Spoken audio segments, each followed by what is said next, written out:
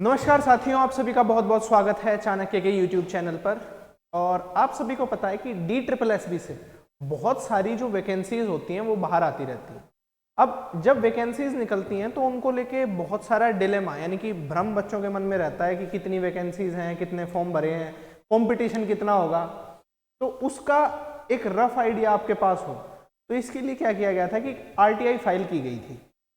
आप सभी को मैं बता दूं कि जो DSSB है इसी के तहत दास ग्रेड 4 की वैकेंसीज आई थी। अब इसके अंदर बहुत सारी वैकेंसीज निकाली गई थी, जिसके अंदर करीब करीब जो टोटल वैकेंसीज थी ना वो आपकी 2000 प्लस थी या 2403 के आसपास थी। यहाँ के करीब वैकेंसीज निकाली गई थी। अब इसके अंदर क्या है कि बहुत सारी वैकेंसीज थी, लेकिन लोगों को हमेशा ये भ्रम रहता है कि कहीं कंपटीशन बहुत ज़्यादा तो नहीं है एग्जाम में, कहीं 2400 पोस्ट हों और इसके लिए 24 लाख देने आ जाए एग्जाम को। तो ऐसा नहीं है। ये एक बहुत बढ़िया अवसर है जिन भी लोगों ने इसका फॉर्म भरा है। तो आप सभी की जानकारी के लिए बताऊं कि एक RTI फाइल की गई थी, यानी कि RTI जो होती है राइट टू इन्फॉर्मेशन एक्ट के तहत आप सरकार से जानकारी मांग सकते हो। उसके तहत क्या किया गया, एक ओवरव्यू लिया गया कि जिससे हमको ये पता चल सके कि कितने फॉर्म्स भरे गए।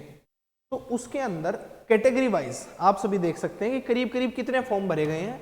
वो भरे गए हैं कि यूआर का मतलब कि जनरल, जो जनरल कैटेगरी में आते हैं, यानी कि जो किसी भी रिजर्वेशन का प्रयोग नहीं करते, वो सब आते हैं जनरल कैटेगरी के अंदर। उनके करीब करीब 47,000 फॉर्म। उसके बाद बारी आती है ओबीसी की। ओबीसी के हैं 17,550, SC के हैं 28,899, ST के हैं 10,114 और EWS के हैं 8,924 के करीब फॉर्म। तो आप देख सकते हैं कि फॉर्म की संख्या वाकई में बहुत कम है। यदि आप कहीं यही कंपेयर करो किस चीज को, ये यूपी पुलिस जैसे या और भी जो एग्जाम होते थे, उनमें आप देखो कि कितनी कम सीट है और उसके कितने कितने ज्यादा गुना लोग आए हुए हैं वहां पे। ठीक, तो इसके अंदर मैं आपको बता दूं कि करीब करीब आप इसका टोटल करोगे तो आपका निकल के आएगा करीब करीब 1,12,000 प्लस के करीब। इसी के हेरफेर में ये आंकड़ा निकल के आएगा, यानी कि करीब करीब 1,12,000 ही फॉर्म्स भरे गए हैं। और अब आप ये देख सकते हैं कि इनका कंपैरिजन यदि आप और किसी कंपटीशन से करेंगे तो बहुत कम है। और आप यहाँ पे देख सकते हो कि ये जो ओबीसी है और ये है, इनकी जो टोटल सीट है यानी कि जो टोटल वैकेंसीज के लिए पोस्ट भरी गई हैं वो बहुत कम है।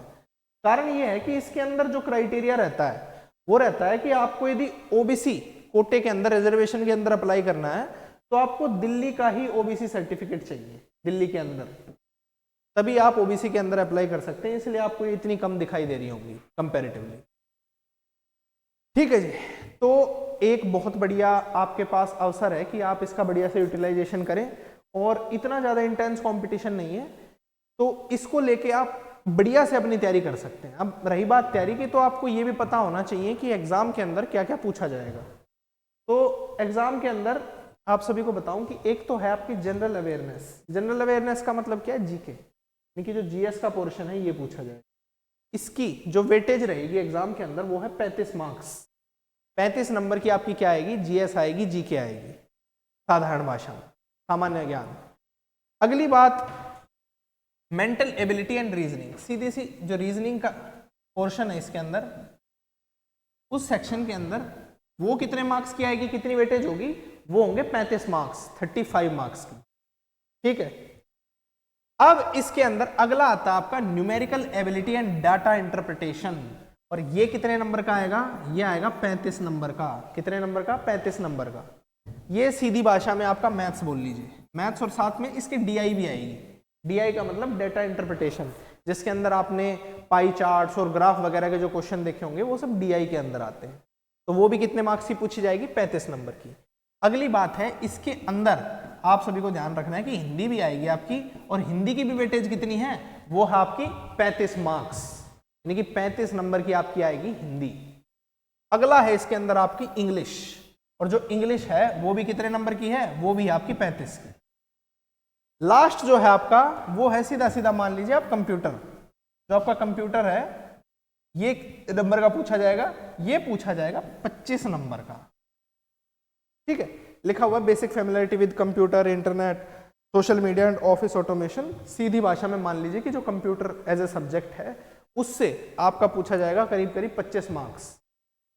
तो आप देख सकते हो, देखो जीएस के अंदर कितने मार्क्स का आ रहा है, 35 मार्क्स का।